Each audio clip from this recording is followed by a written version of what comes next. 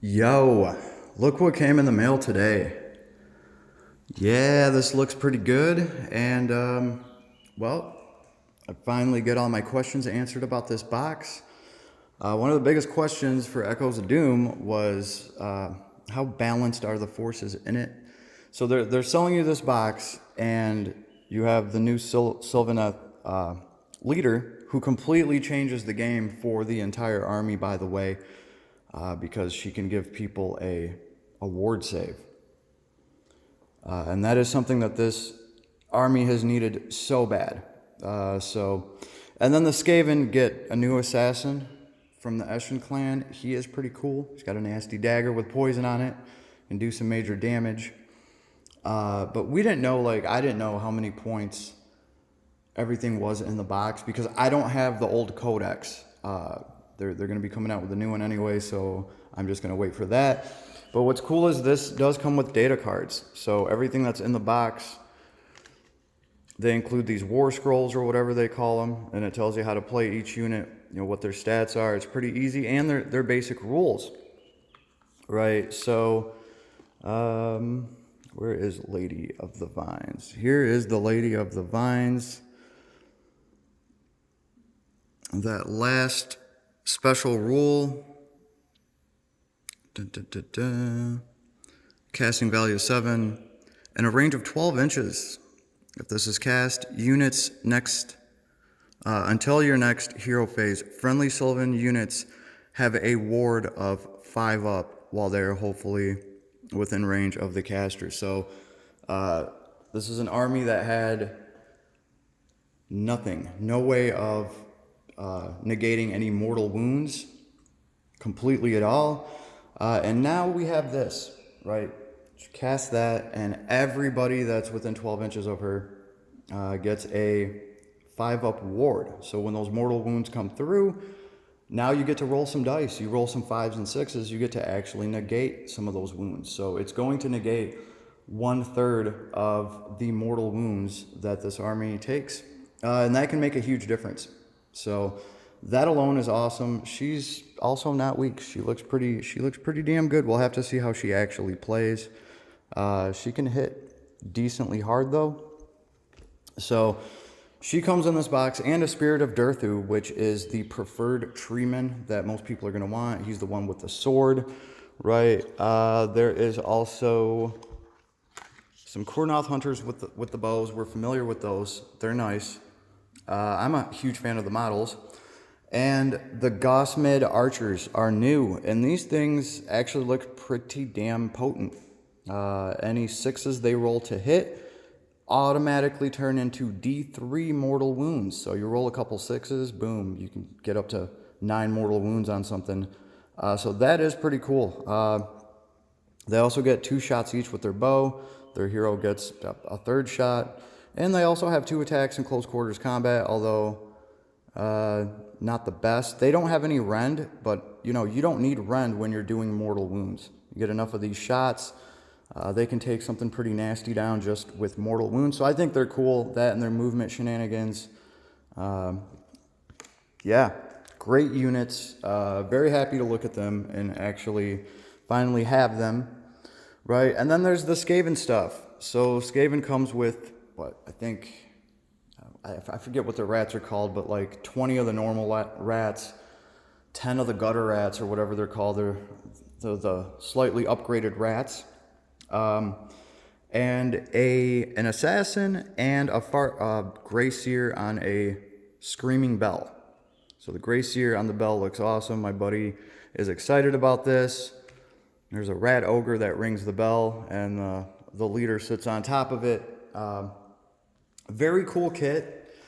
And we do have a points breakdown. So on the Skaven side, you're getting over 700 points. On the Sylvaneth side, you are getting like 11,500. No, what the hell am I saying? Not 11,000. 1,150, something around there. Right under 1,200 points. So it is unbalanced, right? There's almost 400 points of Sylvaneth more than there are Skaven in this box. What's interesting though is this is supposed to be a game where they're pinned up against each other. So we will have to see if there's some rules to compensate for the Sylvaneth. I mean, the Skaven have 2 battle line units. The Sylvaneth have no battle line units at all. It's just like elite units and some leaders. I guess that kind of explains the scenario, because the Skaven tunneled into their holy land and stole some kind of artifact. They took a bunch of losses on the way, and I think the assassin in the box was actually contracted to kill the leader of the Skaven here. So he left the Sylvaneth a clue or something on where to find them. So it would make sense that the Skaven kind of get back to their home turf with less numbers, right? And then these guys show up to just wreak havoc. We're going to have to see what the rules are. I did see that there were like amendments to them. You can't use ranged weapons further than 12 inches or something like that. So it's probably going to kind of nerf the Sylvaneth a little bit, give Skaven somewhat of an edge to overcome the 400-point deficit, right? But as far as being a collector goes, getting this for an actual Age of Sigmar army, this is really good stuff. Like, I'm well on my way to an awesome 2,000-point Sylvaneth force, because I'm going to use every single thing in this box. That's Sylvaneth, and then add a few more things to it, and that'll get me to my 2,000 points. The Skaven side, I don't see why you wouldn't use all this stuff. You're going to use a Gracier, you're going to use a Screaming Bell, and the Assassin, Skaven use Assassins. They can hit very well. So everything in this box I think is very useful, very usable. For the price, me and my buddy each chipped in $100. As far as Warhammer prices go, there's no way in hell I expected to get... the Sylvaneth side has 10 models in here. I'm not going to be able to score these 10 models for $100. There's no way in hell. Just like the Lady of Vines alone is going to be $60. Spirit of Durthu, he's like $70-$80 by himself, I'm sure, right? And then the Kornoth Hunters are like $50. The Gaussmid Archer is probably another $50-$60. So the value is there. We also, this is important to us, we get this tiny little like pocket Bible core rule book thing. So I'm going to be reading through that. Man, Warhammer Fantasy sure did get a lot more simple, didn't it? So this is cool though, because we don't have the rule book for Age of Sigmar. This will be the first Age of Sigmar we've ever played. So this is actually worth something to us. It definitely is. Right, and then you get like this custom book just for Echoes of Doom that's just explaining to you, this whole catastrophe that happened. The catastrophe. Well, it is for the tree people. Rats stole our stuff. Sounds like a catastrophe to me. Right. And this gives you the rules for the game that you're supposed to play, like how you set the table up, right? All this stuff. So we'll have to actually play the game and see how that goes, right? And then from there, we will just be playing Age of Sigmar. We'll be actually balancing these armies. We ordered some more stuff for Skaven because I just figured by looking at it, I was like, Sylvaneth's going to have more points. So we do have like another 400 points of Skaven on their way. We have like a Warp Engineer or something. We got him. He's like a strong HQ for them, or champion or something like that. And I believe he was a couple hundred points, right? Yeah, stuff's not going to be in here, but if I add the few hundred points to this, it gets us much closer to an even battle force, so we can actually play some Age of Sigmar, right? And we can try our luck at our first game. So the rest of the Skaven are taking a little bit longer to get here, though. I don't know what the deal is. So yeah, what's cool, though, is Skaven already have two of, what are they? Battle line. They have two other battle line. All you need is one more battle line. I think you have to have 3 battle line units, and then you get your heroes or whatever, and you can make a force like that. The Sylvaneth side, on the other hand, comes with absolutely no battle line. You have a leader slash behemoth, which is the tree, right? Durthu. And then these two, none of them are battle line. These are like elite troops. You get Kornoth Hunters are elites, pretty much, and so are the archers. as far as I can tell. Yeah, because there's nothing here with battle lines. So for the Sylvaneth side to play Age of Sigmar, you're going to want to pick up like a box of the little tree people, their battle line, their troops. What are they? Ents, Trents, whatever they are. Kind of have to get some anyway, because one of the things that the Lady of Vines does is she summons 10 of them, and you're going to want that. That's like a free unit of battle line troops that you get to throw away. And that's something Sylvaneth can do. So it's like you're probably going to have to get some of those.